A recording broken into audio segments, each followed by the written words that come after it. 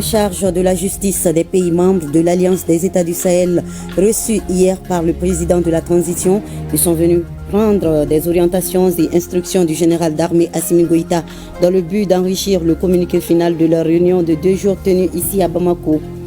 La finale de la Coupe du Mali de football se joue tout à l'heure à 16h30 au stade du 26 mars. À l'affiche, stade malien de Bamako, Djoliba AC, 2 grosses pointures qui s'affrontent pour le bouquet final pour la 14e fois de l'histoire en 64 éditions. Siragatou Sissé nous donne un avant-goût de ce duel très attendu, vous verrez. Samedi 31 mai. Madame, Monsieur, bonjour et soyez les bienvenus dans ce 13h. À Koulouba, le président de la transition, le général d'armée Assimi Goïta, a reçu les ministres en charge de la justice des pays membres de l'Alliance des États du Sahel. Ils sont venus faire le point de la réunion au président de la transition afin de recevoir ses orientations et instructions en vue d'enrichir le communiqué final de leur rencontre qui s'est tenue ici à Bamako du 29 au 30 mai 2025. Je vous propose d'écouter le ministre en charge de la justice du Burkina Faso au micro de Alousseni Touré.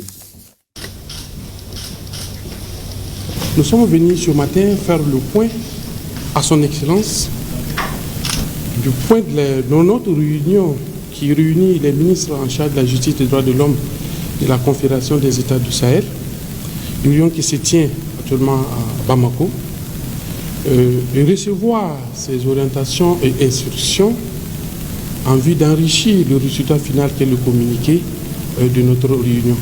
Comme vous le savez, aujourd'hui, nos 3 États sont dans un espace, forment un espace confédéral. Aujourd'hui, nous devons, au niveau de nos systèmes juridiques et judiciaires, nous rapprocher davantage, essayer d'harmoniser autant que faire se peut ces différents systèmes pour accompagner la dynamique confédérale.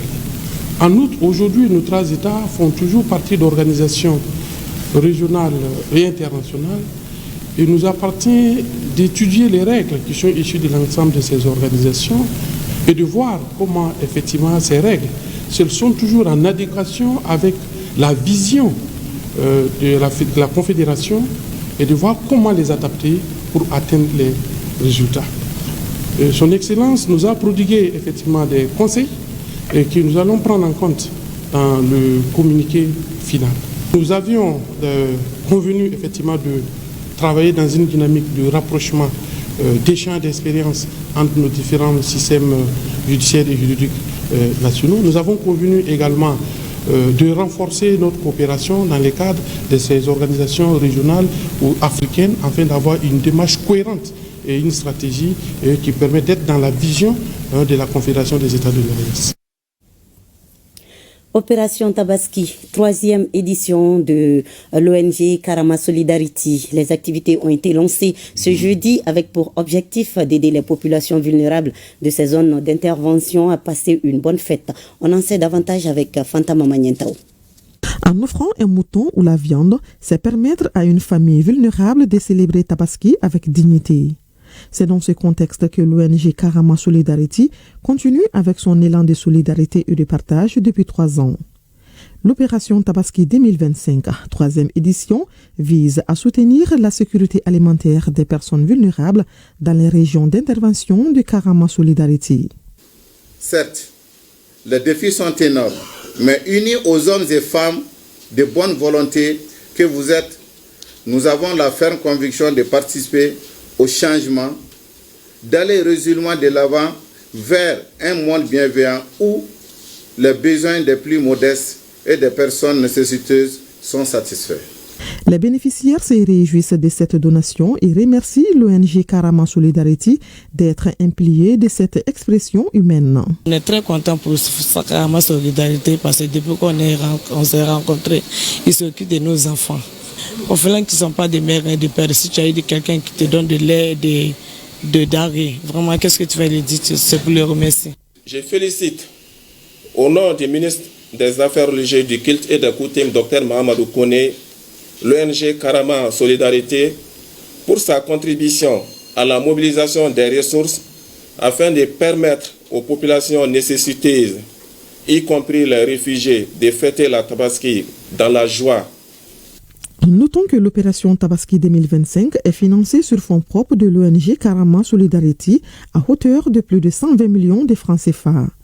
Elle touchera plus de 30 000 familles vulnérables dans les zones d'intervention de Karama Solidarity, dont la population déplacée interne, les réfugiés, les veuves, les personnes âgées, les ménages démunis avec assez de charges et sans soutien extérieur. L'Ordre des ingénieurs Conseil du Mali a tenu sa 24e Assemblée générale et c'est le président sortant Mahamadou Tidiane Touré qui est reconduit à la tête du Conseil de l'Ordre des ingénieurs pour un nouveau mandat de 2 ans. Aussitôt, le président a décliné les champs prioritaires sur lesquels son bureau compte travailler. Aliou Abdoulaye Touré. C'est dans un climat de paix et de stabilité que les travaux de la 24e Assemblée générale de l'Ordre des ingénieurs Conseil du Mali se sont déroulés.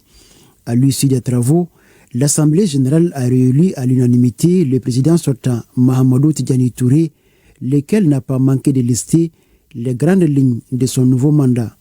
Notre vision horizon 2030 met de l'ordre dans l'ordre.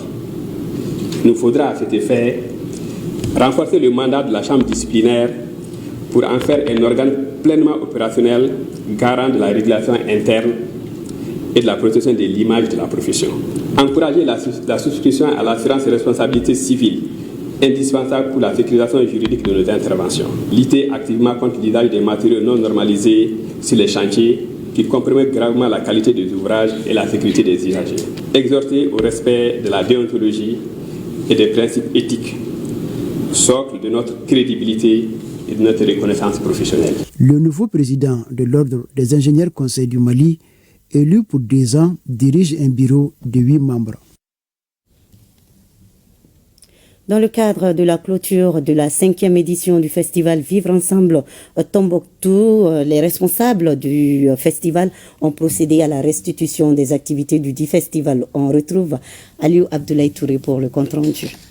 Cette projection de film intitulée « Unis dans la diversité » marque la cérémonie de clôture de la 5e édition de la Journée internationale du Vivre Ensemble en paix. La rencontre voulue par le coordinateur de l'ONG Vivre Ensemble fait la somme de la restitution des activités menées lors du festival Vivre Ensemble. Vivre Ensemble en paix, ce festival met en avant la diversité culturelle et la promotion de la paix. Durant plusieurs jours de célébration dans diverses localités du Mali, de Tombouctou à Bamako, de Gao à Ségou, nous avons magnifié cette journée à travers des émissions radiophoniques, des conférences débats, des formations sur la prévention basée sur le genre, des sessions de formation sur la lutte contre la désinformation, des spectacles musicaux et bien plus encore. Nous avons vu la force de cette culture se révéler à travers les émotions, le joie et les témoignages des acteurs culturels et de légitimité traditionnelle. Le festival Vivre Ensemble en paix est accompagné et soutenu par l'Union européenne. L'objectif général du projet est de contribuer au renforcement du vivre ensemble par la promotion de l'art et du sport, tout en favorisant le brassage entre la jeunesse des régions de Tombouctou et Taoudéni à travers la formation, les échanges artistiques, interculturels et sportifs pour faciliter la résolution des problèmes sociaux. Le festival a été célébré sous le thème « Notre culture, un moyen de vivre ensemble en paix ». La session de restitution publique de gestion de la collectivité région de Koulikoro exercice 2024 s'est tenue cette semaine. Elle vise à informer les citoyens et les partenaires stratégiques de la collectivité région sur le compte administratif de l'année 2023, l'état d'exécution annuel du plan de développement économique, social et culturel PDSEC et l'état de fonctionnement des organes et services propres de la collectivité région. Au cours de l'exercice 2024, la collectivité région de Koulikoro a investi plus de 889 836 000 francs CFA, soit un taux de réalisation de 50%. Reportage Ousmane Koïta. Le Conseil régional de Kouloukourou vient, à travers cet exercice d'échange, s'inscrire dans la dynamique de la transparence et de la gouvernance vertueuse.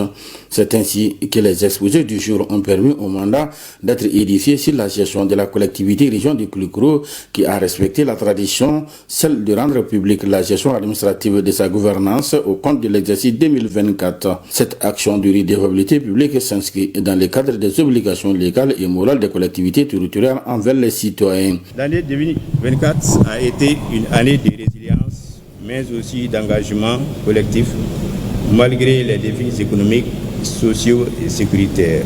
Notre conseil régional a poursuivi ses efforts et répondant aux besoins des populations sur toute l'étendue du territoire de la région.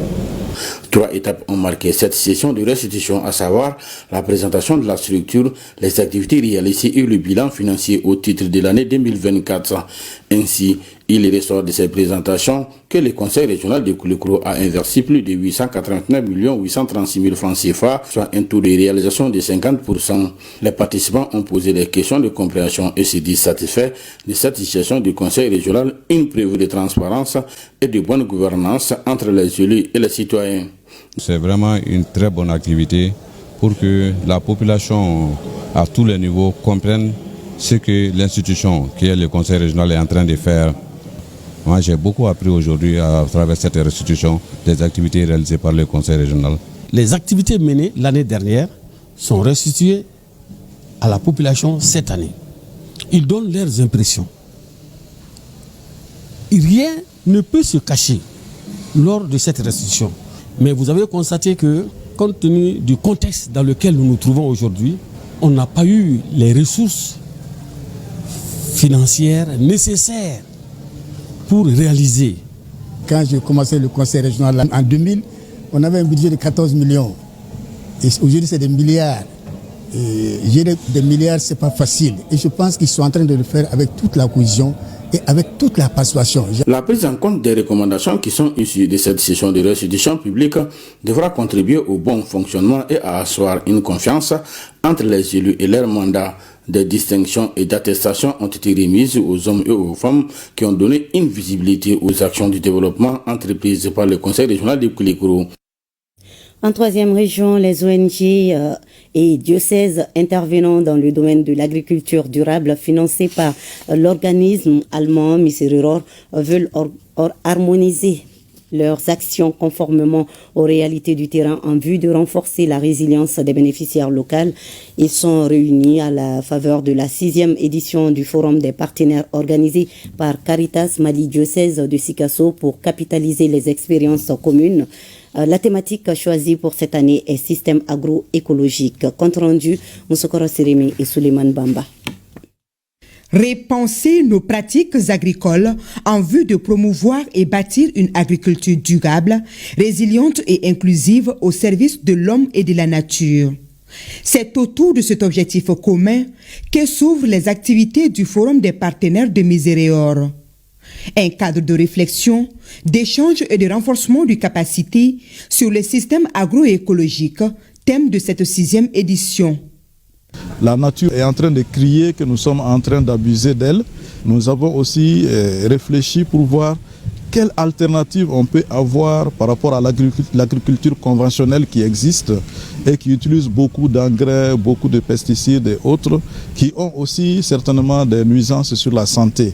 Et tout le monde parle d'agriculture biologique et nous on parle d'agriculture agroécologique dans un respect de l'environnement. Ce rendez-vous 2025 regroupe une trentaine d'acteurs des diocèses de Sikasso, San et Mopti, soutenus par l'organisme allemand Misericorde. Des partenaires qui vont mettre 4 jours à profit pour partager les expériences sur les bonnes pratiques en matière d'agroécologie, les défis liés au changement climatique et les cas de succès d'acteurs engagés dans la dynamique d'accompagner au mieux les communautés à la base et de contribuer à la préservation de l'environnement. Ça nous permet aussi de voir en commun les activités qu'on mène et maintenant aussi voir nos insuffisances aussi, d'améliorer nos actions sur le terrain.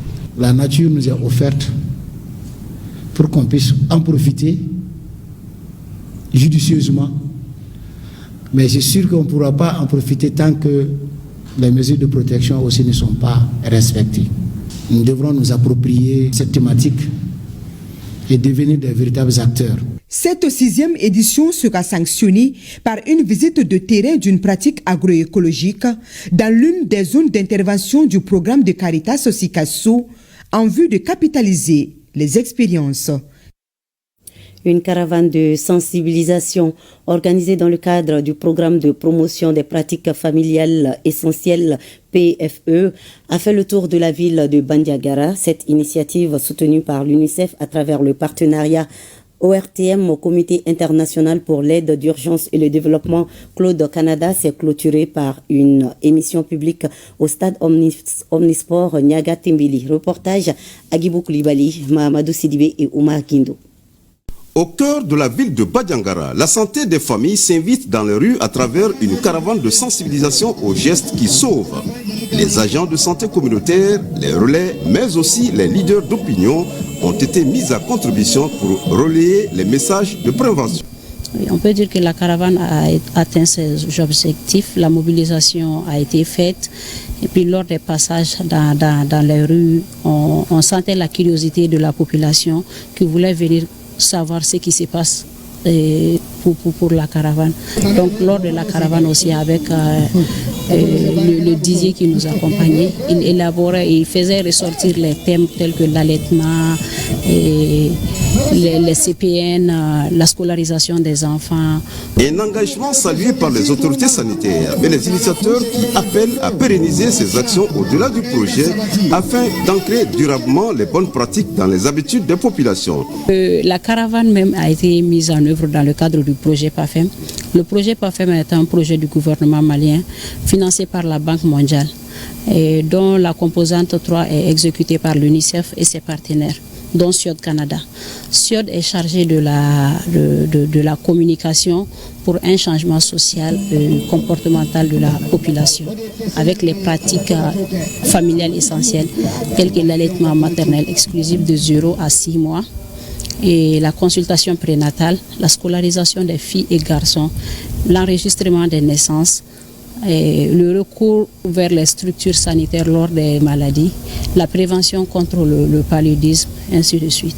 La dernière étape de cette caravane à Bandiagara s'est voulue interactive, avec des échanges directs dans une émission publique entre les habitants et les professionnels de santé sur les défis sanitaires du milieu. Les forces vives de la 5e région ont rendu un vibrant hommage au général de brigade Abbas Dambélé, gouverneur sortant de la région de Mopti, pour tout le travail réalisé au profit des populations pendant les 5 ans qu'il a passé à la tête du gouvernorat. C'était mercredi dernier dans la cour du gouvernorat de Mopti. Reportage Boubacar Sangari, Souleymane Tissougi. Un après-midi chargé d'émotions au gouvernorat de la région de Mopti ce mercredi 28 mai 2025. Et pour cause, les forces vives de la région ont rendu un vibrant hommage à travers une cérémonie de revoir au chef de l'exécutif régional, le général de brigade Abbas Dambélé, pour lui exprimer toute leur gratitude pour tout le travail réalisé au profit de la région. Tour à tour, les légitimités traditionnelles, les leaders religieux, la société civile, les autorités communales et administratives ont tous salué les 5 ans de bons et loyaux services du général Abbas Dambélé à la tête du gouvernorat de Mopti. Vous avez su réinstaller le civisme au cœur des priorités locales avec les journées citoyennes aujourd'hui devenues un repère. Bâtir des ponts entre les communautés à travers la charte communautaire, outil essentiel pour la paix et la cohésion sociale. Mon général, vous êtes ce grand homme à l'instar d'un merveilleux chef de famille qui nous a guidés, nous a accompagnés, nous a soutenus. Vous avez été notre pilier, un mentor, une référence pour nous en matière de résilience, en matière de patriotisme, en matière de bravoure. Je puis témoigner aujourd'hui, en ma qualité de proche collaborateur et de porte-parole de toute l'administration générale de Mopti, que le général de brigade Abbas Dambélé, tout au long de son séjour ici à Mopti, n'a ménagé ni son temps, ni son énergie, encore moins ses ressources matérielles et financières pour répondre aux nombreuses sollicitations et des populations et du personnel des différentes structures. Très ému, le général Abbas Dambélé a remercié l'ensemble des populations de Mopti pour leur soutien et leur reconnaissance durant son séjour mopticien. Je me tiens devant vous avec un mélange d'émotions.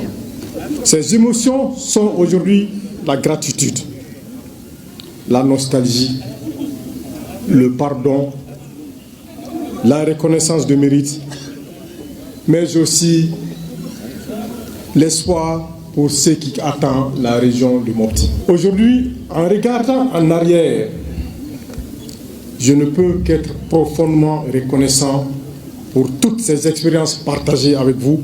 Pour chaque défi relevé ensemble, je suis affligé en vous quittant. Le général de brigade Abbas Dambélé a été fait citoyen d'honneur de la ville de Mopti pour son engagement en faveur du développement, la paix, la cohésion sociale et le vivre ensemble dans une région en proie à l'insécurité. Il a aussi reçu plusieurs cadeaux de reconnaissance. Au même moment, ici à Bamako, le bureau des étudiants de l'université Bazo lançait sur le terrain de Sotuba la première édition de la semaine culturelle, artistique et sportive de l'établissement. Un programme pour promouvoir la culture africaine à travers les plats, les tenues et les coiffures traditionnelles, tout en renforçant la cohésion sociale, la tolérance et la paix au sein de l'université Bazo. Compte rendu, Adam Maïga et Yaya Kone. Aïssata Guindo ouvre les festivités en présentant son savoir-faire culinaire. Elle impressionne la présidente du jury, Touré Oumouhamma, avec un délicieux plat de thou, préparé à base de maïs et de gombo. Sur scène, Idia Ousmane Touré prend le micro et captive le public en moins de 3 minutes. Soyons conscients que certains de nos malheurs résultent le fruit de nos comportements. La paix est le seul remède qui va capturer nos larmes. Alors simons le grain de la paix afin de récolter sa flamme. Donnons-nous la main en acceptant nos différences. Forgeons l'esprit de la fraternité car un peuple divisé n'a point de chance. Ensemble tissons la paix pour la révolution de notre nation. Elle cède ensuite la place au djok, encore appelé Djawando. En boubou traditionnel, les filles esquissent des pas de danse qui mettent à l'honneur leur culture.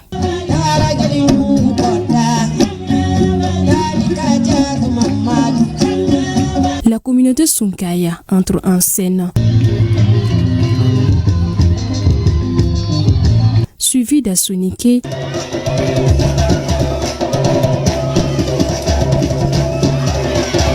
puis d'Asunefo.